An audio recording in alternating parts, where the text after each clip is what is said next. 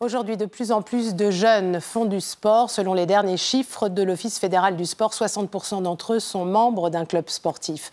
Pour le plaisir en général, mais attention aux dérives. Dans ce monde où la performance est valorisée, la pression des parents ou celle des entraîneurs peuvent avoir de lourdes conséquences sur le développement de ces enfants. C'est le document de ce journal et il est signé Céline Turmidius. Les gars, chacun un rouge. Il y a 3 rouges de libre. Ils ont entre 9 et 11 ans et jouent pour le plaisir du foot. Sauf qu'aujourd'hui, c'est jour de match entre FC Crissier et Lutry.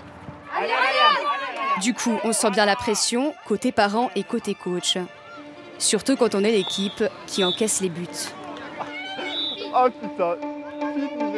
Et les gars, franchement, vous êtes conscients du match qu'on est en train de faire? Je suis désolé, là, je ne vais pas m'énerver. La caméra change rien. Hein. Mais là, il faut vous sortir un peu les pouces, les garçons. Là, je suis désolé, on voit rien. Et c'est pas normal. Il crie parce qu'il faut qu'on l'entende. Sinon, on va jamais gagner. Là, il me la je suis désolé. Descends, Mathéo, descends, Mathéo. Non, de l'autre côté pour descendre. Ah bon, j'ai haussé le ton à la pause, parce qu'il faut qu'ils comprennent. Mais crier, non, ça c'est sûr que non, surtout pas. Martin, c'est faux. Encourager son équipe, c'est le rôle d'un entraîneur. Mais où sont les limites?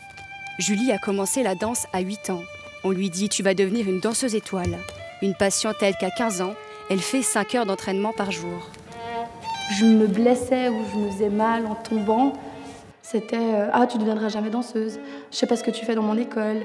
Une fois, elle m'a interdit de boire alors que c'était un cours de 2h30, on faisait des sauts. À bout de souffle, Julie fait une tentative de suicide.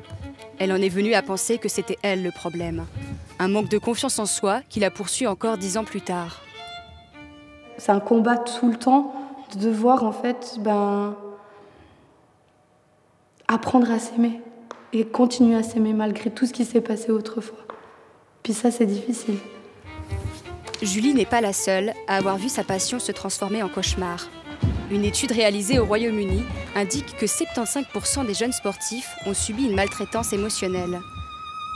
Pour diminuer ces cas d'abus, le CHUV mise sur la prévention.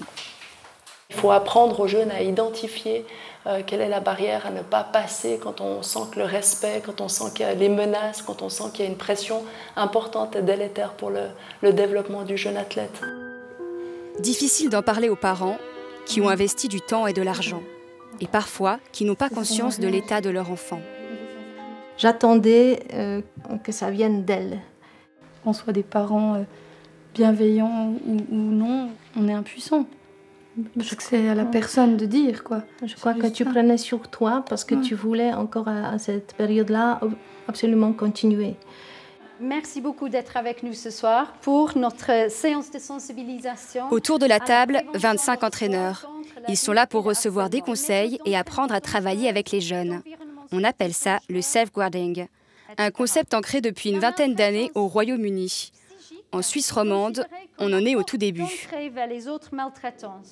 Comment on peut distinguer, parce que le coach a toujours peur de dire quelque chose, même si jeter une paire de skis parce que la personne a fait une bêtise, si c'est pour ça qu'il doit faire comprendre.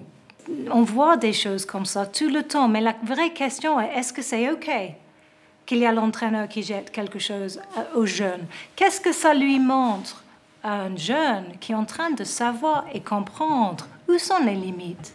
La solution proposée par cette association, mettre en place un référent dans chaque club à qui s'adresser anonymement. Le manque de formation des entraîneurs, le politicien Philippe Lebas a pu l'observer personnellement. Quand son fils avait 9 ans, il s'est retrouvé aux prises de son entraîneur. Il ne savait pas comment faire. Je ne dis pas qu'il faisait exprès de ne pas motiver ou tout, mais il n'avait pas la bonne façon de motiver l'équipe.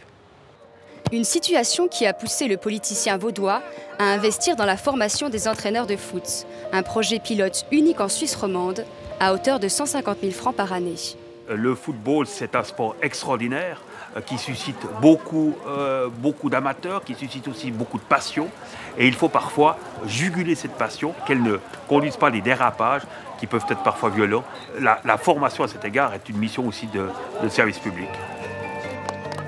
La compétition, mais dans un esprit de fair play. Si l'initiative du foot porte ses fruits, l'investissement s'étendra à d'autres sports.